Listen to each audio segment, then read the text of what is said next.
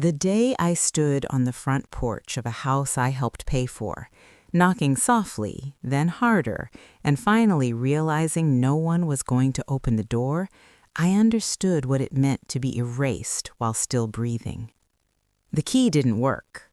I remember that clearly. The small metal scrape, the pause, the turn that stopped short. My hand stayed on the doorknob longer than it should have, as if warmth alone might convince it to open. Inside, I could hear movement, a television murmuring, footsteps, slow, deliberate. Someone was home. They just weren't coming. I stepped back and looked at the house again. Pale gray siding, white trim. A wreath on the door I'd bought myself. Hydrangeas, silk, because my daughter-in-law said real ones shed too much. I had laughed then. I wasn't laughing now. I told myself there must be some mistake. That's what women like me always tell ourselves first. Before that day, before the locks and the silence and the way my name suddenly became something people avoided saying, my life was steady. Not perfect, just steady. The kind of life you build quietly, brick by brick, without expecting applause. I'm a widow, have been for 8 years now.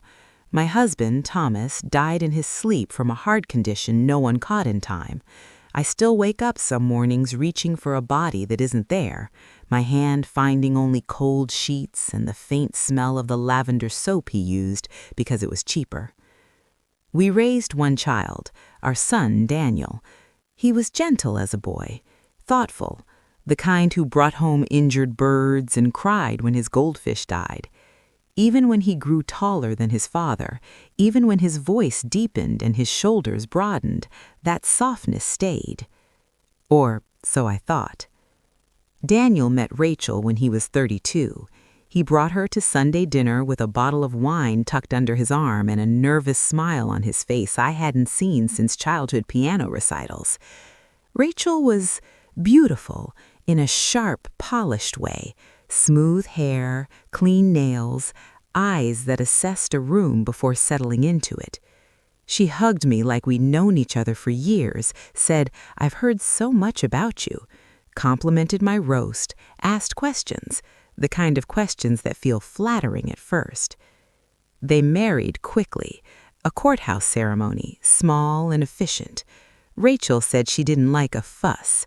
I offered to help pay for a reception anyway, something modest, but she waved it off with a smile that didn't quite reach her eyes.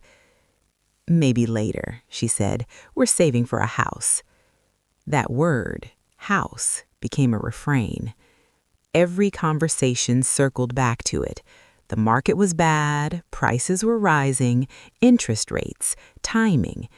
They rented a small apartment near Daniel's job, thin walls, noisy neighbors. Rachel hated it. She said the place made her anxious, that she couldn't settle without roots. I listened. I nodded. I made tea. And slowly, without ever asking outright, they brought me into the plan. It started with spreadsheets at my kitchen table, Rachel's laptop open, neat columns and projected costs. Daniel quieter than usual, glancing at me like he didn't want to say too much. "We're almost there," Rachel said one afternoon, tapping the screen. "Just need a little help with the down payment, just to get us over the line." I didn't answer right away. I watched steam rise from my mug, thought of Thomas, of the way we'd scrimped and saved for our first place, the arguments over paint colors, the thrill of owning something that was ours.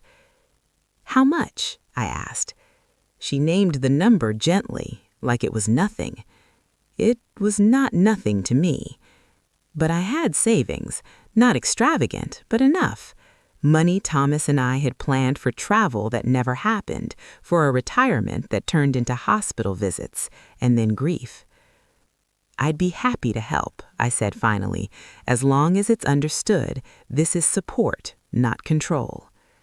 Rachel smiled wide then, reached across the table and squeezed my hand. Her nails were cool against my skin. "Of course," she said, Family helps family. The house they chose was 30 minutes from me, a little farther than I liked, but close enough for Sunday visits. I went with them to see it, walked through empty rooms that smelled of fresh paint and possibility. Rachel talked about furniture placement. Daniel stood in the doorway of what would be the nursery someday, quiet, smiling. At closing, I sat beside them, signed papers, wrote a check so large my hand trembled slightly as I passed it across the desk. Rachel hugged me afterwards, tight, quick. "You've given us such a gift," she said. I believed her. The first few months were good. I brought casseroles, helped unpack, bought small things, a lamp for the living room, a set of towels Rachel admired but hadn't wanted to splurge on. I tried not to overstep. I asked before visiting. I complimented instead of advising. Still, something shifted.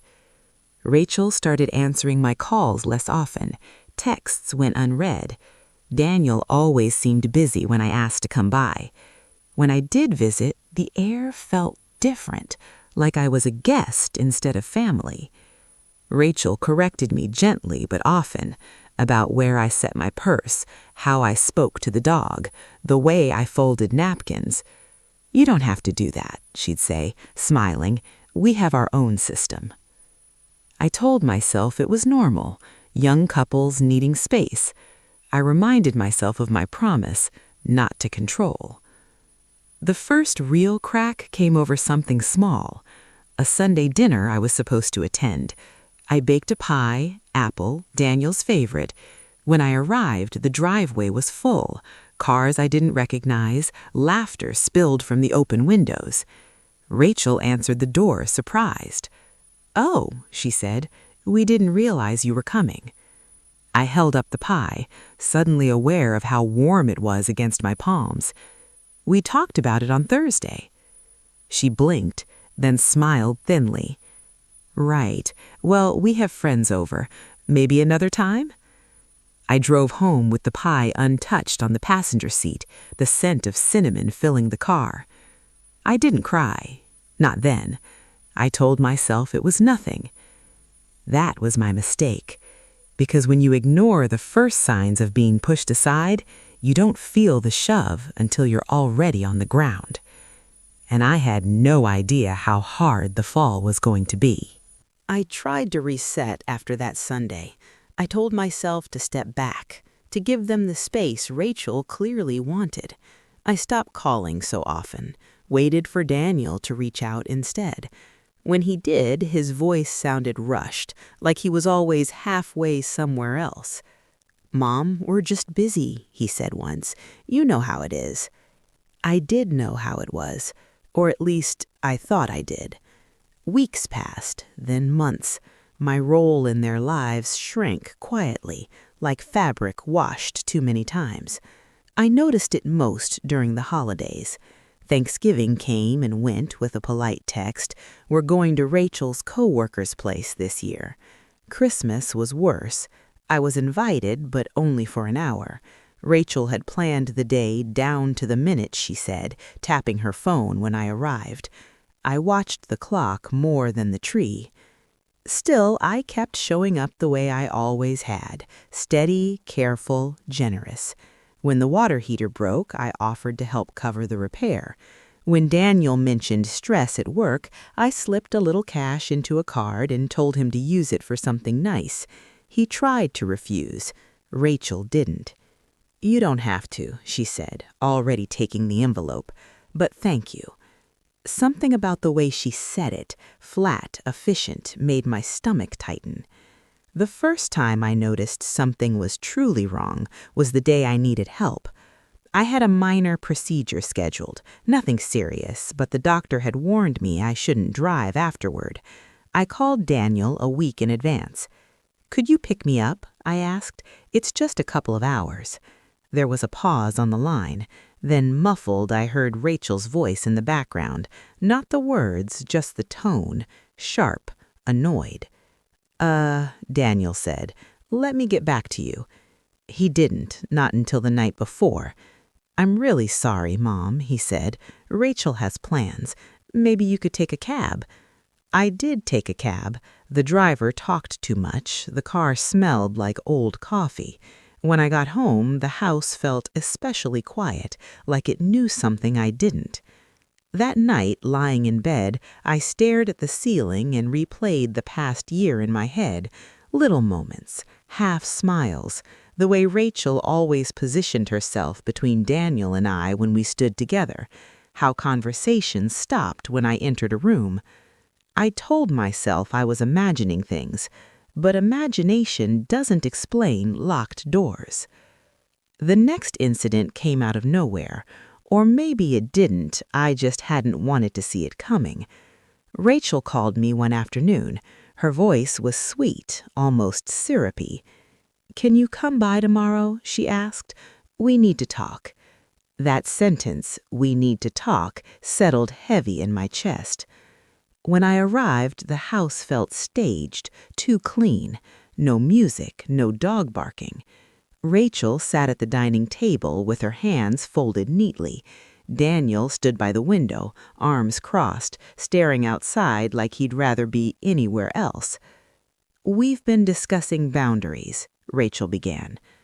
I waited. "This house," she continued, "needs to be a safe space for us, and lately your visits feel disruptive." Disruptive, the word echoed. "I always call first," I said quietly. "Yes, but sometimes it still feels like too much." Daniel shifted, cleared his throat, didn't look at me. "So we've decided it would be best if you didn't come by unless we invite you." The room felt smaller suddenly, like the walls had moved in while I wasn't looking. "I helped you buy this house," I said before I could stop myself, not accusing, just stating a fact. Rachel's smile tightened. "And we're very grateful, but that doesn't give you access." Access, as if I were some stranger with a clipboard. I nodded. What else could I do? I nodded and gathered my purse with hands that felt far away from the rest of me. As I walked out, I noticed something odd. The deadbolt. New. Shiny. I hadn't seen it before. That night, I cried for the first time since Thomas died. Not loud sobs, just silent tears that soaked into my pillow while I stared at the dark. After that, things moved fast. My spare key stopped working. I laughed it off the first time, assuming the lock was stiff. The second time, I tried again. And again. Nothing. Rachel didn't answer the door. Daniel didn't return my calls. I told myself they were busy. I told myself I was overreacting. Until the morning I decided to bring over a box of Daniel's childhood photos, old albums I'd finally sorted through. I thought this might soften things, remind them of history, of love. I drove over early. The neighborhood was quiet, lawns freshly cut, the air smelling faintly of fertilizer and dew. I climbed the porch steps, box in my arms, and reached for the door. The key didn't turn. I tried again, harder this time. That's when I heard the television inside, laughter from a sitcom, a mug clink against a counter. Someone was home. I knocked, once, twice. My knuckles stung. No answer. I stepped back, heart pounding, and that's when I noticed the small white envelope taped to the inside of the window, facing outward. My name was written on it, careful, deliberate. Inside was a single sheet of paper. "Please respect our space. Do not come by unannounced." No signature, no warmth, no acknowledgement of everything I had given. I stood there for a long time after that, long enough for a neighbor to glance over and then look away, long enough for the reality to sink in. I hadn't just been pushed out, I'd been locked out. And in that moment, holding a box of memories no one wanted, I felt something shift inside me. Not anger yet, but clarity. Because when someone shows you exactly how they value you, the only real question left is what you're going to do about it. I didn't confront them right away. That might surprise some people. Maybe they imagine I stormed back to my car, slammed the door, dialed my son with shaking hands, and demanded answers. But that's not who I am. I've never believed in yelling first or second. I went home. I set the box of photo albums on my kitchen table and sat across from it, staring as if it might speak. The house was too quiet. The clock on the wall ticked loud enough to feel accusatory. I made tea I didn't drink, let it go cold between my palms. I kept replaying the note in my head, "Please respect our space," as if I hadn't spent the last year doing exactly that, as if support and space were the same thing, as if love could be folded neatly into rules and taped to a window. That night, I slept poorly. Dreams came in fragments, doors closing, keys snapping, Daniel's face turning away from mine again and again. I woke before dawn with a heaviness in my chest that wouldn't lift. By morning, sadness had hardened into something else. Not rage, not yet. Resolve. I pulled out the folder I kept in my desk drawer, the one labeled House. Inside were copies of everything: bank statements, wire transfers, the co-signed loan documents, the closing papers I'd signed with a careful hand. At the time, I'd filed them away without much thought, a habit from years of balancing a household budget, a habit Thomas used to tease me about. Just in case, I'd always said. I spread the papers across the table now, smoothing each one like it mattered, like it meant something. And it did. I noticed things I hadn't paid attention to before, how my name appeared not just as a contributor, but as a co-signer, how certain clauses mentioned responsibility, liability, rights. I wasn't just a helpful mother-in-law. I was legally tied to that house. That realization didn't bring me comfort, it brought me grief, because I hadn't helped them out of obligation or expectation. I'd done it out of love, out of faith. But love, I was learning, didn't protect you from being used. I called Daniel that afternoon, straight to voicemail. "Daniel," I said, keeping my voice steady, "I came by today. The door was locked. There was a note. I need you to call me." No response. I waited a day, then another. On the third day, I drove past the house again, not to knock, just to see. Rachel's car was in the driveway. New curtains hung in the windows, light gray, sheer, ones I'd suggested months earlier and been told didn't fit her aesthetic. That stung more than I expected. I sat in my car and watched a couple walk by with a stroller, laughing softly. The dog barked from inside the house I'd helped make possible. Life went on, neatly contained behind locked doors. I realized then that if I didn't speak up now, I never would. That silence would only make me disappear more quietly. So I did something I hadn't done in over 20 years. I made an appointment with a lawyer. Her office smelled like old books and lemon polish.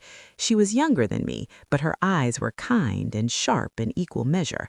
She listened without interrupting as I told my story, my words halting at first, then steadier as they found their rhythm. When I finished, she leaned back in her chair. "You have rights," she said plainly. I nodded, though my throat tightened. "But," she continued, "this isn't just a legal issue, it's a family one, and how you proceed depends on what outcome you want." "What I want," I said slowly, "is to be acknowledged and protected." She nodded. "Then we start with a letter." The letter wasn't aggressive. It didn't threaten or accuse. It outlined facts: my financial contribution, my legal involvement, my expectation of communication and respect. It asked, formally, clearly, that the locks be changed back or that I be provided access as a co-signer. I hesitated before sending it. My finger hovered over the keyboard, heart pounding. Once this went out, there would be no pretending nothing had happened. I thought of Daniel as a boy, holding my hand crossing the street, of Rachel at my kitchen table, thanking me for my generosity, of the note on the window. I hit send. The response came the next day. Not from Daniel, from Rachel. Her email was short, polite, cold. We are aware of your concerns. Please direct all future communication through our attorney. My hands shook as I read it. They had an attorney. They had prepared for this. That realization cracked something open inside me, not because they were wrong to protect themselves, but because they'd done it without a word to me, without honesty, without gratitude, without Daniel. I finally heard from him that evening. He called after dinner, his voice low, strained. "Mom," he said, "this didn't have to get so serious." I laughed softly, though there was no humor in it. "I stood on your porch with a box of your childhood photos, and no one opened the door." Silence. "She just needs space," he finally said. "You have to understand, Rachel feels overwhelmed." "And I don't?" I asked. He sighed. "You're making this about you." That was the moment, the exact moment I understood. I wasn't his priority anymore. Not even as a mother, not as somebody who had helped them build a life. I was an inconvenience, a complication. I ended the call calmly. That night, I packed the photo albums back into their box and slid them under my bed. I wasn't ready to let them go, but I wasn't going to beg to be let in either. Because respect, I was learning, isn't something you ask for. It's something you demand by deciding what you will and will not accept. And I was done standing on porches that wouldn't open. The letter changed everything. Not overnight, not in a dramatic explosion the way movies like to show it, but like a slow tremor under the ground, small at first, then impossible to ignore. Within a week, I received notice from Rachel's attorney. Dense language, polite phrases, carefully worded suggestions that I relinquish my interest in the house in exchange for peace and family harmony. They framed it as a kindness, as a way forward. I read the letter 3 times. Each time a different emotion surfaced. First, disbelief, then anger, then something quieter and heavier, resolve. They wanted me to walk away, to sign off on a financial risk I was still legally responsible for, also they could continue pretending I didn't exist. I thought of Thomas again, of the nights he worked late so we could have security, of the way he always said, "Don't let anyone make you feel small, not even family." I called my lawyer the next morning. "We respond," I said, "and we don't back down." What followed wasn't glamorous, it wasn't loud or dramatic. It was paperwork and patience and sleepless nights where I stared at the ceiling and wondered how we'd gotten here. The truth came out slowly. Rachel had been telling people a different story. Through a mutual acquaintance, a woman from church who didn't realize she was stepping into something delicate, I learned that Rachel had described me as overbearing, as financially manipulative, as someone who used money to control her son. The words stung more than I expected. I had given without asking for anything in return, or so I thought. But in Rachel's version, my generosity had come with strings, imaginary ones she'd woven into a narrative that made her the victim. Daniel, I learned, had gone quiet. He stopped attending family gatherings, avoided old friends. The man who once called me every Sunday now barely spoke my name. And then, one afternoon, my phone rang. It was the bank. There had been a missed payment. My heart dropped into my stomach. As a co-signer, I was notified immediately. My credit, my careful decades-long record, was at risk. I called Daniel, straight to voicemail. I called Rachel. She answered. "Oh," she said lightly, "yes, we're aware. There was a mix-up." "A mix-up?" I repeated. My voice stayed calm, but my hands were shaking. "Daniel changed jobs. Things are a little tight, but we're handling it. You didn't think to tell me? I asked. There was a pause. Then, we didn't want to worry you. That night, I sat alone at my kitchen table with the lights off, the glow of the street lamp spilling through the window. I realized then how dangerous the situation had become, not just emotionally, but financially. This wasn't about hurt feelings anymore. It was about survival. With my lawyer's guidance, I requested a formal accounting, proof of payments, documentation, transparency.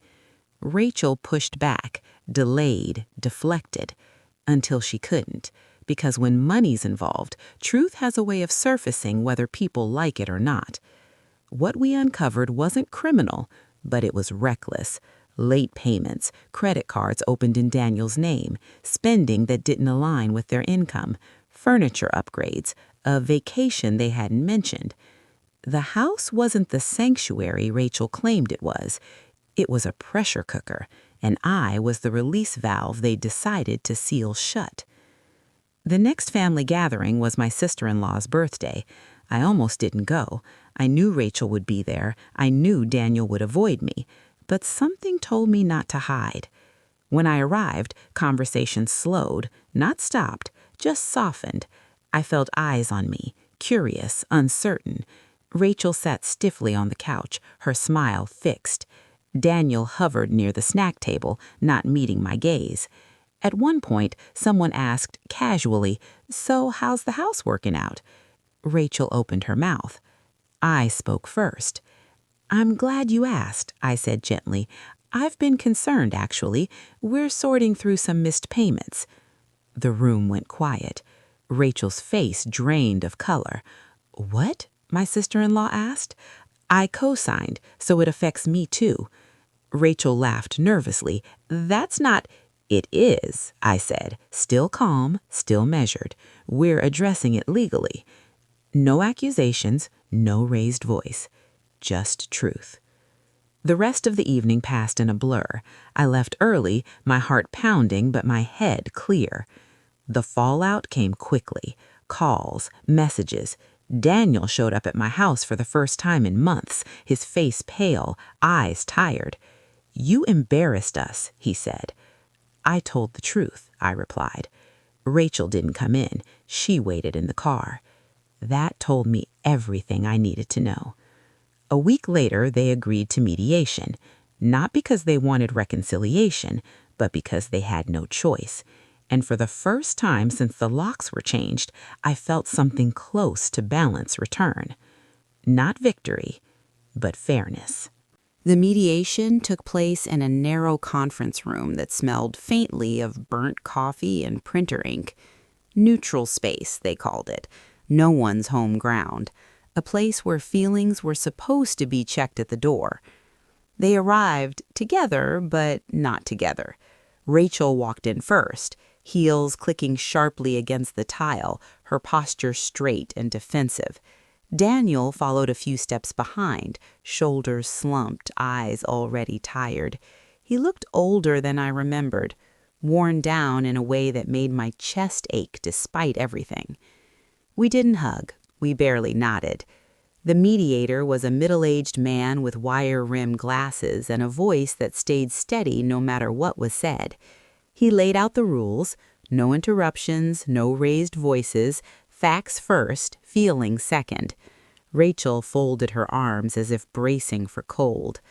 I listened more than I spoke at first. Rachel talked about needing boundaries, about feeling watched, about wanting independence. She spoke quickly, like she'd rehearsed it. Daniel nodded along, though not always in time with her words. When it was my turn, I didn't argue her feelings. "I believe you felt overwhelmed," I said. "That was never my intention." She looked surprised by that. "But," I continued, "you locked me out of a house I am financially responsible for. You cut off communication. You put my credit at risk without telling me. Those are facts." The mediator nodded, jotting notes. Daniel finally looked at me then. Really looked. His eyes were rimmed red. "I didn't know about the missed payment," he said quietly. Rachel's head snapped toward him. "Yes, you did." "No," he said. "I knew things were tight. I didn't know it affected Mom." The silence that followed was heavy, thick enough to taste. In that moment, the truth surfaced in a way no document ever could. They were not on the same page, hadn't been for a long time. The mediation ended with an agreement, practical, necessary. They would refinance within 6 months to remove my name from the loan. Until then, I would have access, transparent records, shared responsibility. No apologies were demanded. None were given. I walked out feeling lighter and heavier all at once. Access was restored the following week. Daniel texted me the new code for the keypad on the door, just the numbers, no message attached. I didn't rush over. I waited, because some doors, once closed on you, don't need to be opened again just to prove you can. When I finally did visit, I went during the day. The house looked the same, the couch I'd helped pick out, the lamp I'd bought, but it felt different now, less like a home, more like a transaction. Rachel wasn't there, Daniel was. We stood awkwardly in the kitchen, the hum of the refrigerator filling the space between us. He said, "I should have handled things differently." I nodded, "Yes." "I didn't mean for you to get hurt." "I know," and I did, but knowing didn't erase the damage. He looked around, suddenly uncertain. "Rachel feels like you don't trust her." I met his eyes. Trust isn't given once and kept forever. It's built and rebuilt. He didn't argue. I didn't stay long. Over the next few months, I focused on my own life, things I'd neglected while trying to stay useful. I joined a walking group, repainted the spare room, took a short trip I'd postponed for years. Peace returned slowly, like light through sheer curtains. The refinance went through on schedule, my name was removed, my financial ties severed cleanly and completely. The day my lawyer called to confirm, I sat down at my kitchen table and let out a breath I didn't realize I'd been holding. I was free. Daniel called that night. His voice was softer. "Rachel and I are working on things," he said. "I hope you are," I replied. There was a pause. "She still feels like you went too far." I smiled sadly. "Then she hasn't learned what I have." "And what's that?" he asked. "That love without respect isn't love. It's control dressed up as family." He didn't respond right away. "I miss you," he said finally. I closed my eyes. The words landed gently. Too late to heal everything, but not too late to matter. "I miss you too," I said. "But things will be different now." And they were. We speak now carefully, occasionally. There are no surprise visits, no assumptions, just honest, measured contact. Rachel and I remain polite strangers. I no longer bring casseroles. I no longer offer advice or money or access to my quiet life, not because I'm bitter, but because I've learned the cost of overgiving. Some lessons come wrapped in kindness, others come with locked doors. And if you're listening to this story, wondering what you would have done in my place, wondering whether you would have knocked again or walked away sooner, I want you to know this: choosing yourself isn't abandonment. Sometimes it's the only way to survive with your dignity intact. The quiet that followed the refinance was different from the silence I'd lived with before. This one didn't feel like punishment. It felt like space. For weeks, I moved through my days without waiting for my phone to buzz, without rehearsing conversations in my head, without wondering if I was about to cross some invisible line. I cooked when I felt like it, ate cereal for dinner when I didn't, let the dishes sit overnight without guilt. I hadn't realized how much of myself I'd been shrinking. One afternoon, while cleaning out the hall closet, I found the box of photo albums again, the same one I'd carried to their porch that day. Dust had settled on the lid. I carried it to the living room and sat on the floor like I used to when Daniel was small. I opened the first album. There he was at 5 years old, missing 2 front teeth, grinning like he'd discovered a secret about the world. Daniel at 12, standing stiffly in a school choir robe. Daniel at 19, arms slung awkwardly around his father's shoulders, both of them laughing at something I couldn't remember anymore. I cried then, not from anger, from grief.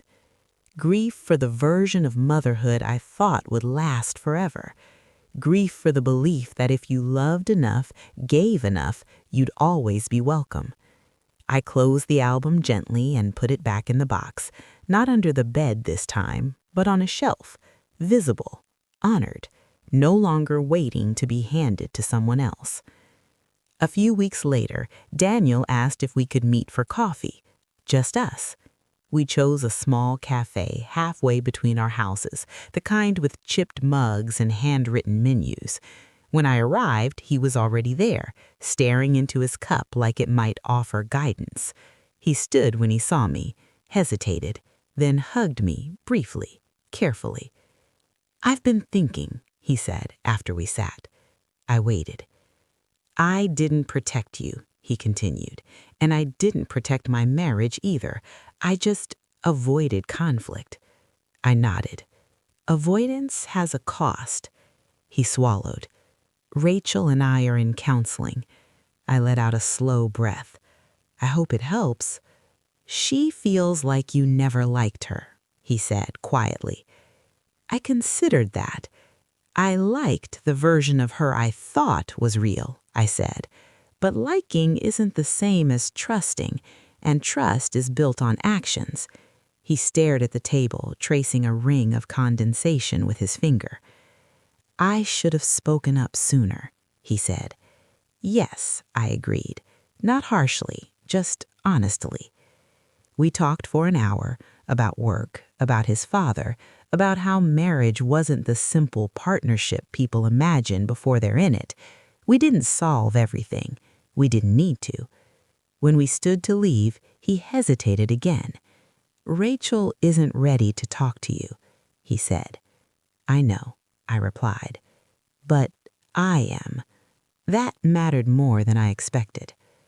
Life didn't suddenly become peaceful and perfect after that. Healing rarely works that way. It came in small adjustments, in choosing when to answer the phone, in learning how to say no without explaining myself. I stopped apologizing for existing. Rachel never reached out, and I stopped waiting for her to. I realized that reconciliation requires two people who both want it, and sometimes dignity means accepting when someone doesn't. Months passed, then a year. I heard updates through Daniel in fragments. They were still together, still working on things. The house was still standing, still theirs, and no longer mine.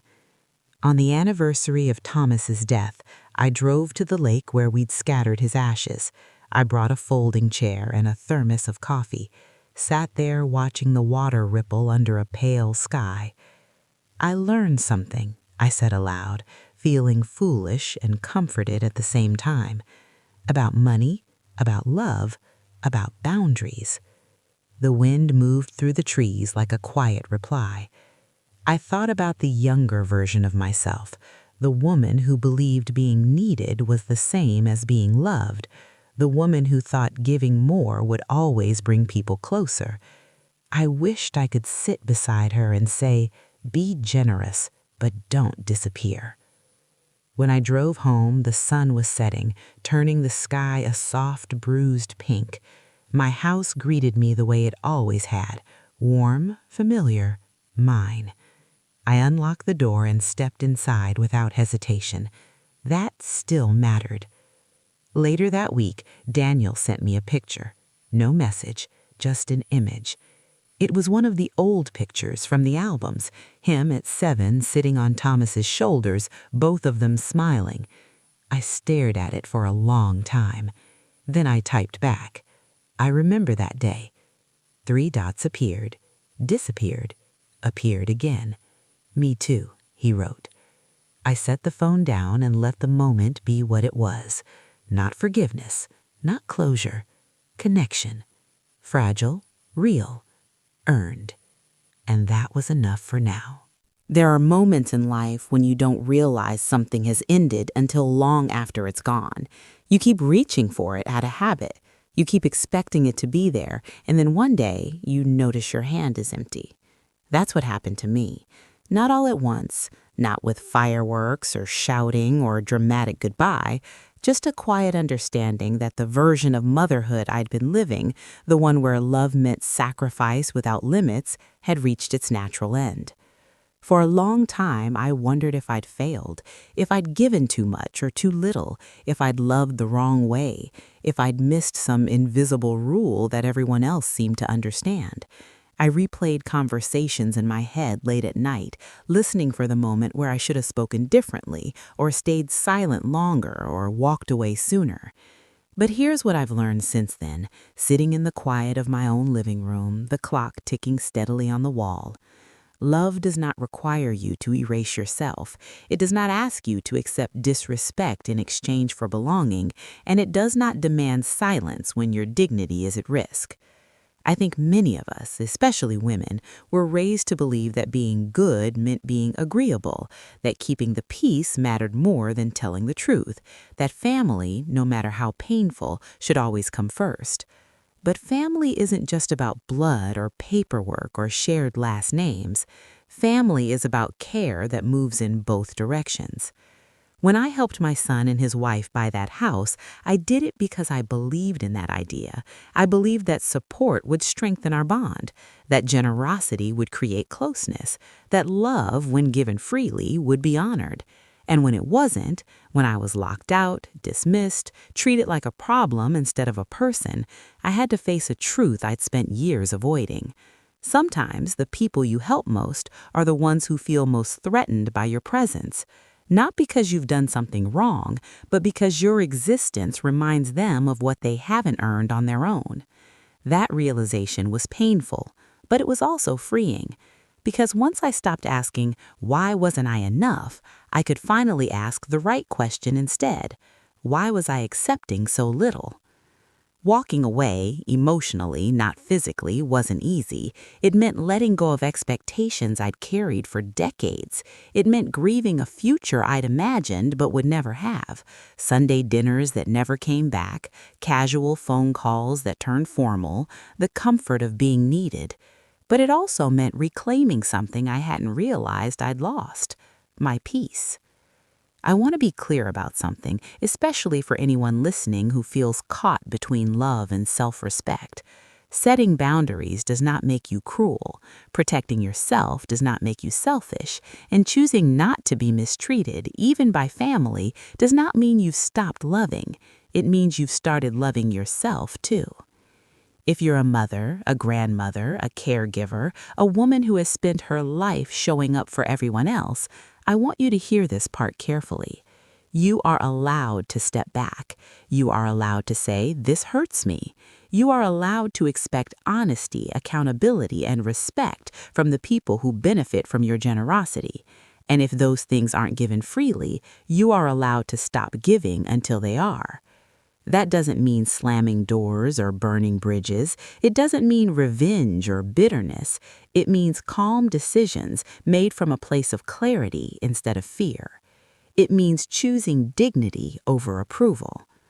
Looking back now, I don't regret helping them buy that house, not because it turned out well, it didn't, but because it taught me something I needed to learn at this stage of my life.